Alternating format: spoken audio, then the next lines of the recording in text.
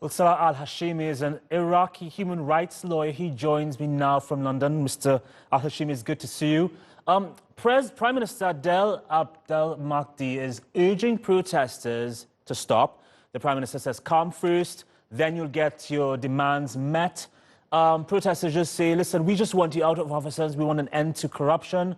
We want the economy back. Is there a compromise somewhere? Well, thank you very much for having me. At this moment in time, I really do not think so, simply because, and I've said this time and time before on your channel and many other channels, is that there is a complete and utter lack of trust. There have been previous promises made, and they have been previous to previous demonstrators. None of them were met. I do not see why the demonstrators today should trust either this Prime Minister, since the other prime ministers who were before him have failed. And there's a very simple reason for that. I do not think that the Prime Minister can meet the demands of the demonstrators, because the Prime Minister is completely out of action. He is somebody there as just a figurehead who is making empty speeches. I think the power on the ground is in the hands of armed militias who are committing atrocities against the demonstrators. Let me slightly disagree with your report in saying that the clashes or the casualties were at the hands of riot police. We actually do not know this, because if you concentrate on the pictures coming out of Iraq, you will notice that there are masked men amongst other unmasked men, and they are the masked men who are committing or who are firing directly at the demonstrators. Can we actually call these people riot police? Because if they are riot police, then I do not see why these people should be masked. So I think the demonstrators know, and they have also come to the realization that this Prime Minister is completely helpless. I do not think he can possibly meet their demands, and that's why they are completely ignoring him. Well, Mr. al-Hashimi, let me just butt in for a second. You mentioned masked men. Is local media there in Iraq, do they have an idea who these men are and what their objectives are?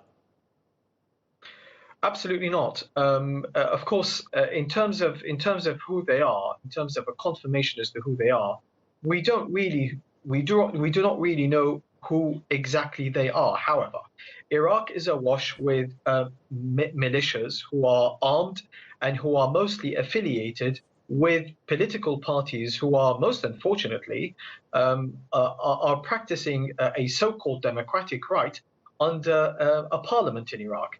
And therefore, it is extremely difficult to distinguish who exactly they are. There are other people who are making accusations that they are not Iraqis. I have heard many claims from demonstrators themselves saying that these people who are firing at them, they do not believe to be Iraqis. Now, that could possibly be a believable claim, because there are so many foreign interests in Iraq, and those interests may well be affiliated with a corrupt government that is allowing these interests to continue, and therefore it is a common interest to crush these demonstrations in the most brutal manner. So we really do not know, but I think the common aim of both the security forces, who appear to be slightly calmer than others, and the masked men who are spread amongst them, is to crush these demonstrations regardless of the price.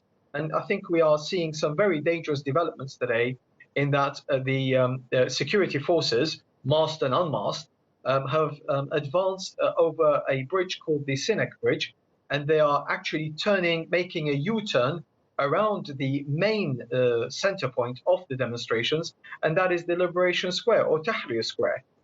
We may, and I say this with a very sad tone, we may see a massacre of demonstrators. And I don't think that the world community should stay silent about this, because we may be witnessing another massacre at the scale of Srebrenica, or even Rwanda, if you like, if they are left to their own devices. It is a very dangerous situation. Well, a possible massacre of demonstrators. Those are strong words, Mr. al-Hashimi. Listen, we're always grateful that we have your eyes there on the ground for us. Hopefully we can touch base with you another time. TRT will keep our eyes on the story. Thank you so much for your analysis.